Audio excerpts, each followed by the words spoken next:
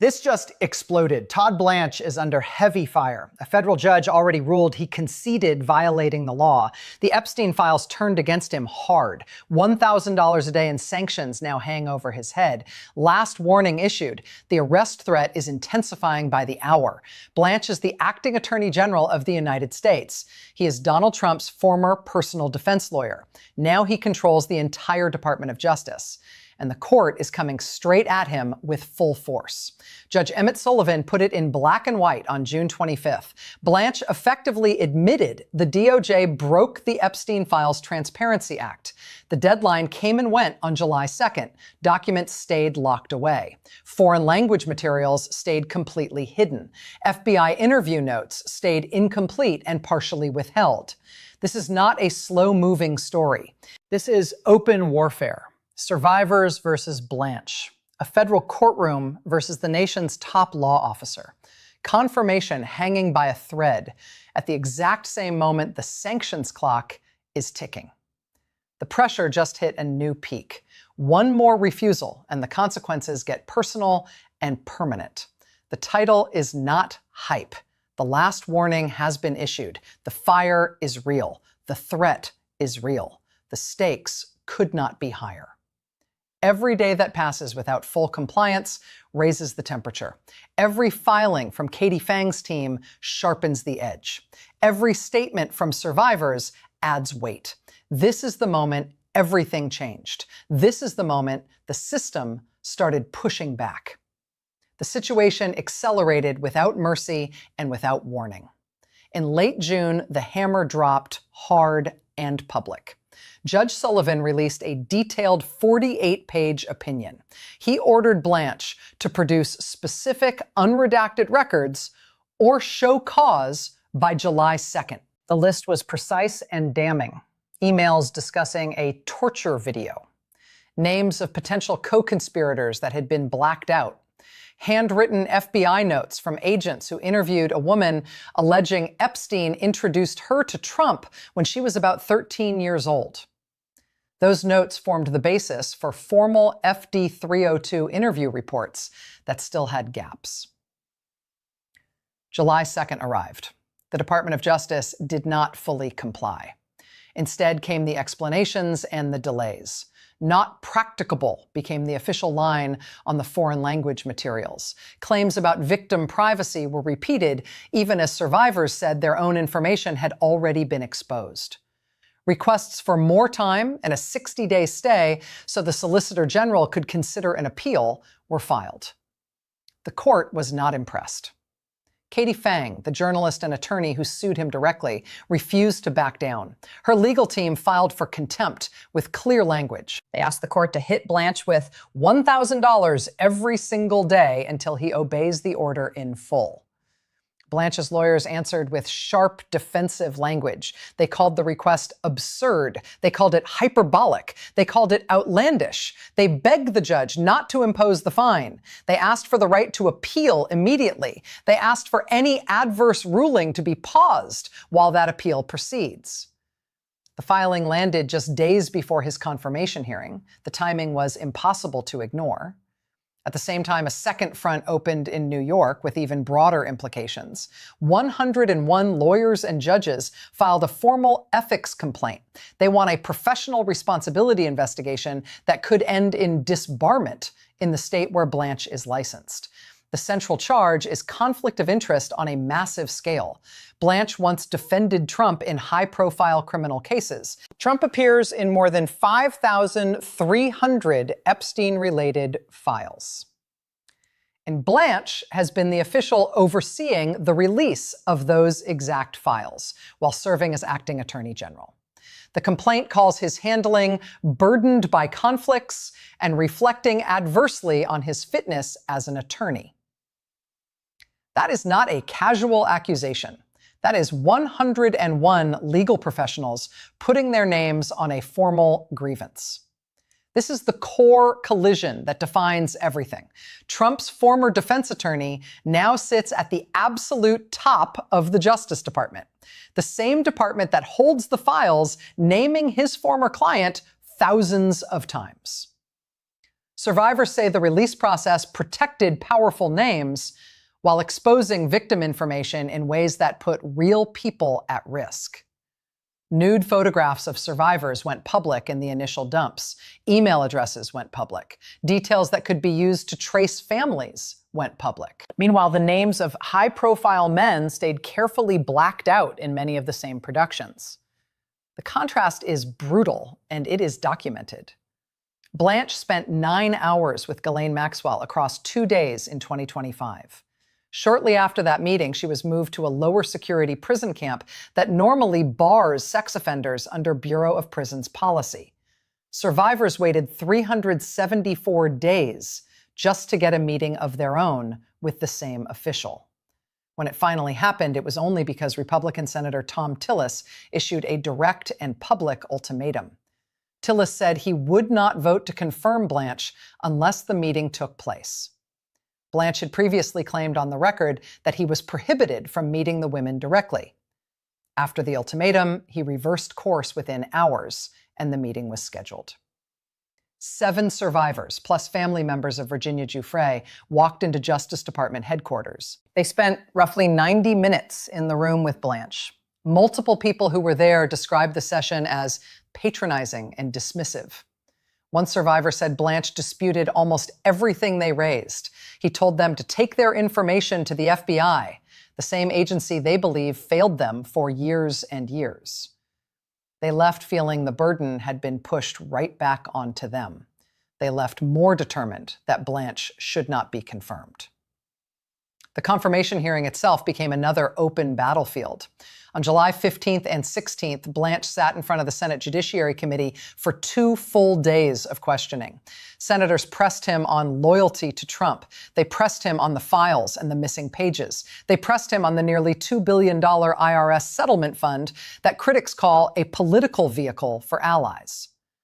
Blanche insisted he is not a yes man. He said counsel does not mean automatic agreement with the president. He claimed the Trump administration has been more transparent on Epstein than any previous administration. He apologized for redaction mistakes that exposed victims and said any mistakes should not have been made. He vowed that no investigation is closed. If credible new evidence appears tomorrow or next month, the department will investigate and prosecute.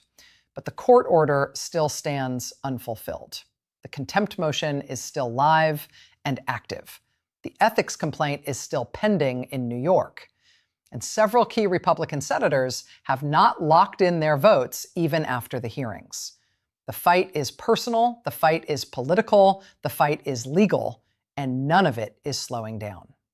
Every new filing keeps the temperature high. Every survivor statement adds another layer of pressure. This is the main event, and it is still unfolding in real time. The strongest evidence cuts the deepest, and it is all on the public record. Judge Sullivan's own language is unambiguous and repeated. The acting attorney general has conceded he is in violation of the act. Congress passed the Epstein Files Transparency Act in a bipartisan vote. President Trump signed it into law in November 2025. It required the public release of the vast majority of Epstein records held by the government. The department released roughly 3 million pages under Blanche's oversight. That is about half of what the government holds, according to multiple reports. Millions more remain unreleased and unaccounted for in the public production.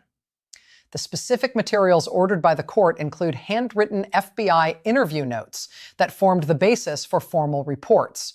Those notes involve the woman who alleged she was 13 when Epstein introduced her to Trump and that an assault followed. The FBI found her credible enough to interview her multiple times. Yet key pages and underlying notes stayed incomplete or withheld even after the court order. Emails with sender and recipient names still redacted include exchanges discussing a torture video and sexual activity with young women, some of them minors. Documents that name potential co-conspirators were ordered produced with names unredacted or explained. And an entire category of foreign language materials has never even been reviewed for release under the Act. Katie Fang has publicly stated those foreign language documents could contain huge keys to new charges, including possible action against Maxwell in other countries where she holds citizenship. The department's formal response was that reviewing them is not practicable and that the court should not override Congress's acceptance of that explanation. The judge was not moved by that line. The ethics complaint from the 101 legal professionals lays out a broader and more systemic pattern. Failure to recuse from matters involving a former personal client, handling of the Epstein files that critics describe as prioritizing political protection over legal duty and victim rights, preferential treatment allegations surrounding Maxwell's prison transfer after the long interview, and the creation of a nearly $2 billion settlement fund that opponents call a political slush fund for Trump allies. These are not internet rumors or partisan talking points. They are findings from a sitting federal judge. They are a formal grievance filed by over 100 lawyers and judges. They are on-record statements from survivors who appeared before the Senate and in closed meetings. Every one of these points lands with force because the paper trail is public and growing. Every one of these points keeps the tension high because the compliance clock is still running and the confirmation clock is still running at the same time. The evidence is selective, but it is the strongest available, and it is damaging on its face.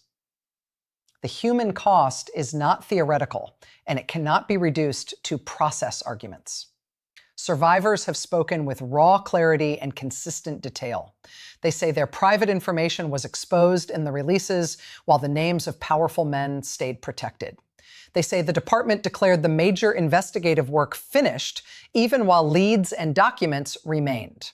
They say the man nominated to lead the entire Justice Department spent 9 hours with the convicted trafficker and gave the people she helped traffic 90 minutes after a 374-day delay forced by a senator's ultimatum.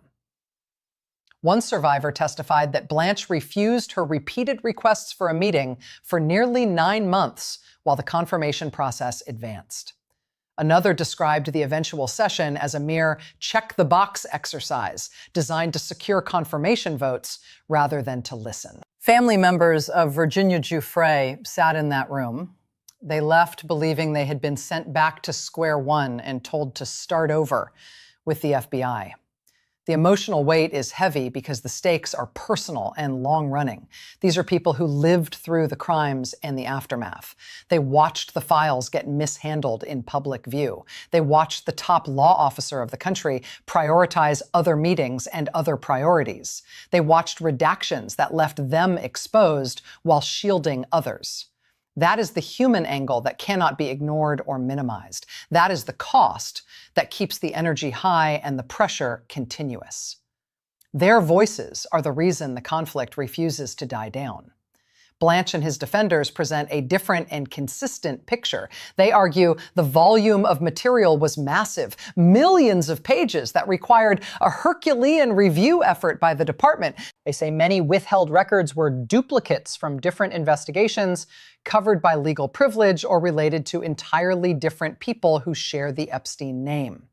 They insist victim privacy forced careful redactions and that any mistakes were fixed by immediately pulling documents offline once the errors were discovered. Blanche has repeated in public and under oath that the investigation remains open. Any credible new evidence will be investigated and, if warranted, prosecuted without hesitation. He told senators the White House has nothing to hide in these files and that President Trump has been asking for transparency since before the election. President Trump has publicly praised him as a great lawyer who is always fair and has urged every Republican senator to confirm him as quickly as possible. Some Republican senators have expressed private concerns about the IRS settlement, the anti-weaponization fund, and other issues, but have not publicly walked away from the nomination. White House officials continue working the votes and providing assurances. That is the strongest version of the defense currently on the public record. It does not erase the court findings. It does not erase the survivor statements. It does not erase the ethics complaint. But it is the counter-argument that must be stated fairly and briefly so the full picture is visible.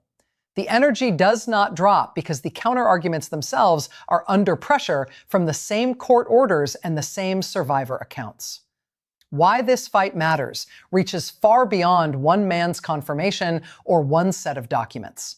The Attorney General is the highest law enforcement official in the country. When that official is simultaneously the subject of a federal court order finding a conceded statutory violation, an ethics complaint seeking disbarment, and open public conflict with Epstein survivors, the credibility of the entire Justice Department is on the line in real time. Transparency statutes only function if they bind the people who hold power. Conflicts of interest only matter if they are treated as serious enough to disqualify someone from the highest offices. The trust of survivors only survives if the people controlling the evidence treat those survivors as more than a political inconvenience to be managed for a hearing or a vote. This battle is a test of whether the Epstein Files Transparency Act has real force, or is simply another law that senior officials can slow walk when it becomes politically inconvenient. It is a test of whether a former personal lawyer to the president can fairly supervise the release of files that name that same president more than 5,000 times without the appearance of bias. And it is a test of whether the United States Senate will confirm him while a federal judge is still deciding whether to impose daily financial sanctions for ongoing noncompliance with a court order. The answer to those questions will shape more than one nomination. It will shape whether the system still has teeth when the subject of the order sits at the top of the department. It will shape whether survivors believe the process can ever deliver accountability. That is why the energy stays high. That is why every development matters to people watching from outside the Beltway. Right now, the status remains tense, unresolved, and moving on multiple tracks at once. The confirmation hearings are finished. Written follow-up answers running hundreds of pages have been submitted to the committee. A committee vote and possible full Senate vote are the next procedural steps. Some pivotal Republican senators are still in active discussions with the White House about remaining concerns. Cornyn and Tillis have been named in reporting as key voices whose support is still being worked. In the courtroom, Blanche has formally asked Judge Sullivan to reject the sanctions request in full. He has asked for the right to an immediate appeal. He has asked for any adverse order to be paused while that appeal proceeds. Katie Fang's legal team continues to demand full compliance with the June 25th order and the daily fine until compliance is complete. The New York ethics complaint remains pending before the Attorney Grievance Committee with no public resolution yet.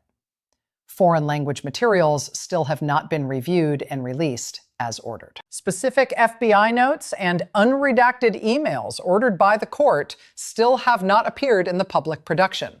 What happens in the coming days and weeks will be highly visible and highly consequential. A ruling on the contempt motion could come at any time. A committee vote on the nomination could lock in or block the path to the floor. Possible floor action in the full Senate before the August recess remains on the table, according to leadership comments. Further document production or continued refusal and further appeals will determine the next phase of the court fight.